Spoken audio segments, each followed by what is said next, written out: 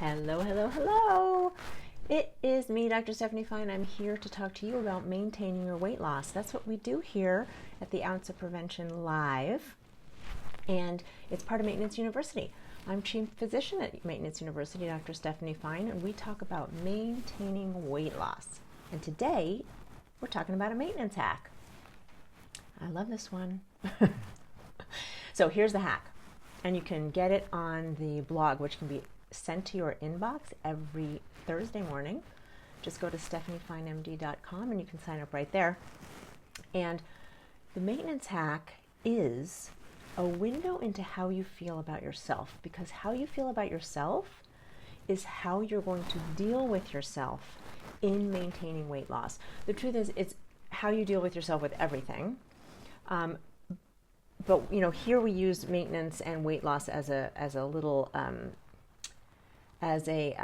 microcosm, like a little bit of what the rest of your life. How you do one thing is how you do everything. So when we know how we're dealing with weight loss and maintenance, then we know how we're dealing with the rest of our life, and we can tweak it.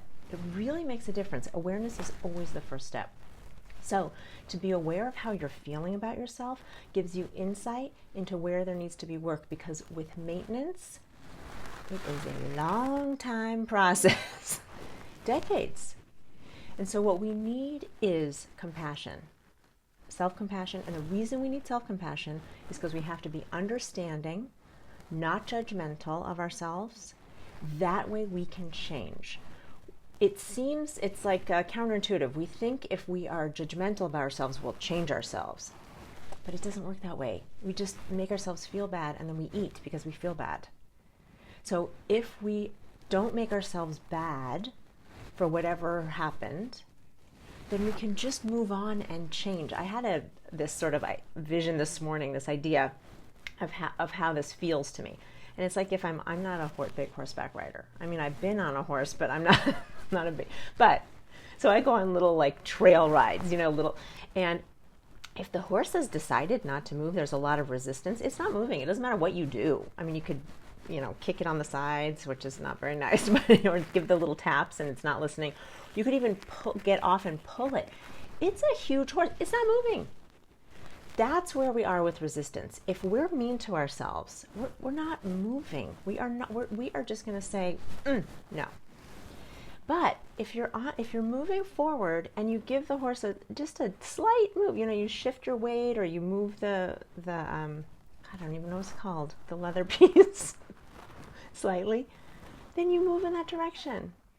That's what we need, a calm, easy moving in that direction. The resistance makes it too difficult. So when we have compassion for ourselves, meaning we are not judging ourselves, and the reason judging ourselves is bad is because we're mean to ourselves and we resist that piece. So we end up resisting the judgment piece, not the correction piece. And so that's just a layer of unnecessariness. It's just not needed. So when we can get rid of that piece, the judgment piece, and just see the other piece that maybe we need to change or do something about, then we can just do what we need to do. That's it. We just do what we need to do. So let's get back to compliments. If someone is giving you a compliment, all too often, well, what I'll say is this. If you find yourself resisting a compliment, it likely means you don't believe what the person said. Not that they're lying, but that it's not true about you. So you look beautiful today, and you think, I never look beautiful. You're going to have a problem with someone telling you that because you don't believe it yourself.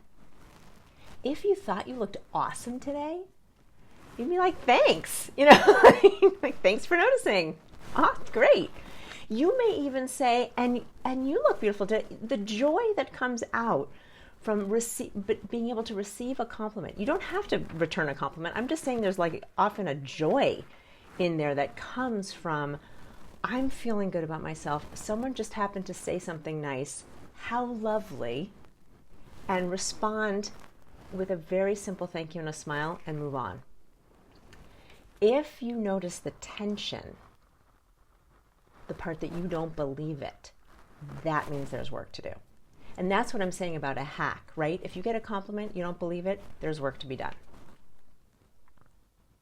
So there can be work to be done on lots of different areas, right? So we can, if we take a compliment about our body and think it's terrible, or, you know, an appropriate comment. I'm only talking about appropriate, well-intended things here, but someone could say something nice about your mothering, about your productivity, about your work. Some of them may be easier to take than others. Often with our looks and our body, that's a difficult one. Or the truth is, it's any place, if you're not feeling like you're a good worker and someone compliments your work, you're going to have issues there too. So it's actually a hack of seeing where your weak spots are and where you need some help. And so I'm going to help you with that right now. So if it's your body, and we're going to go with that, you know, body is one of them, this, that you don't feel like you're looking good.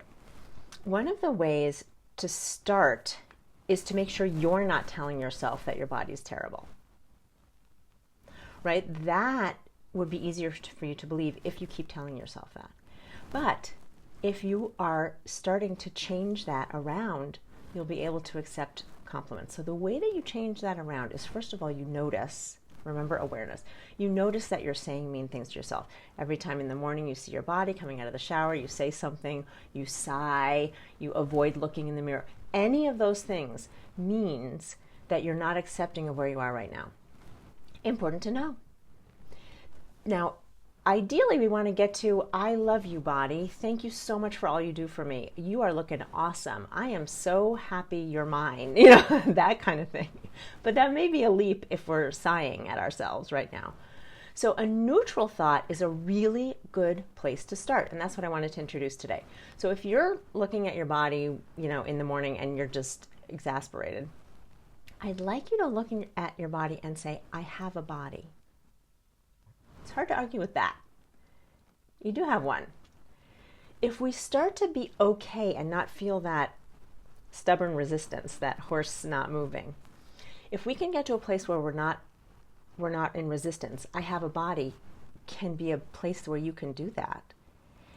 Then you can start to move towards, and my hands are so soft, and my feet work so well, and you can get to the part where you're like, and these thighs are looking better than they have before. You know, you can get to a place if you first go through neutral.